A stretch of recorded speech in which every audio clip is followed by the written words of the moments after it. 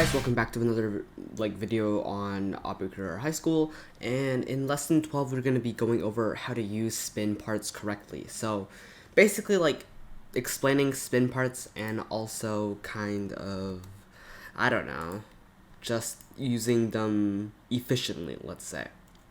So if you go into the moving parts section of the tabs, we can find this spin part. And what this part does is that it spins on an axis. If you don't know what an axis is, it's basically Y, which is this way. There's also Z, which is kind of in my perspective, it's kind of like rolling. And then we have X, which is rolling the other way.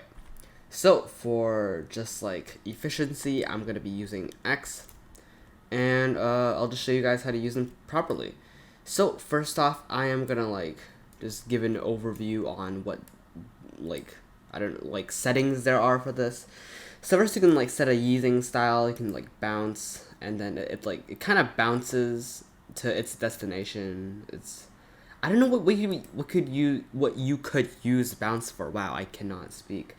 There's also circular, which is basically some animated spinning motion. But as you can see, it propels forward very quickly and then it slows down. There's many different ones that you can try, but I'm gonna go with sigmoid because I just like it better. And okay, let's see. Next we have easing direction. This is basically if it spins left or right, you know, just like that. So I can toggle it, and look, it spins the other direction. Very simple if you know it from moving parts. Next is the moving activation type. Basically, you can kind of adjust if you want it to be button activated, continuous, or touch activated. For animations, I would say make it continuous. There's no need in having buttons activate them since it can't loop after that. You have to activate it every single time, which is going to be annoying. And then touch activated is you know, just you touch it and it gets activated. Next, we're going to be going over spin distance. This is if I set it to, I don't know, 10, it's going to look like a, wait, you can't see it. Let's say 3. It's going to look like a hammer thing, you know? This is pretty good for gears. It's an advanced way to make gears. So you can kind of we'll be making a gear in this tutorial, but this is what we're going to be using, the direction thing. I mean, distance, sorry. And an offset, I wouldn't really touch offset because you don't really need it in my perspective. And then stick, basically if you want your character to stay on it. So if it was let's say Y, if your character's standing on this, if stick is off, it's gonna just fall, whereas if stick was true, it's gonna just follow the spin part. Okay, so let's make it back to X and let's make a gear. Spin time, don't worry about that, just the time that you spin it for, so very self-explanatory. Okay, so for this one, I'm gonna do something, I don't know, I think people have done it before, but basically I'm gonna be making a gear, only the rim of a gear. So we will have this to start.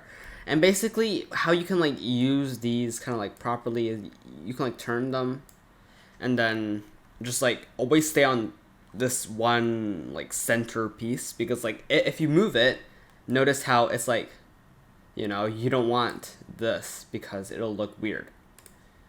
So I'll just clone it and find a good kind of, because I can adjust it whenever I want, so I can find a perfect gear, I don't know, just something perfect for it. It's gonna be pretty annoying, so just get it close. And then see, I have 2 spin parts over here, so I can just copy it and then just keep moving it this way until I can make an actual gear. So just keep copying it. It gets really hard to work with this once it starts moving because like your brain gets confused. But boom, we basically have a gear now, you know? I can like do something like let's turn it this way, I think, and it should still work. Oh, never mind. Yeah, don't change it. Like don't size it to like a size where the center of the actual part would relocate, so like move somewhere else. And yeah, that's basically it for this tutorial. It just gives you an overview on how to like use spin parts properly and not like in not like a destructive manner, you know. So that's it for me, and goodbye and stay safe, and bye.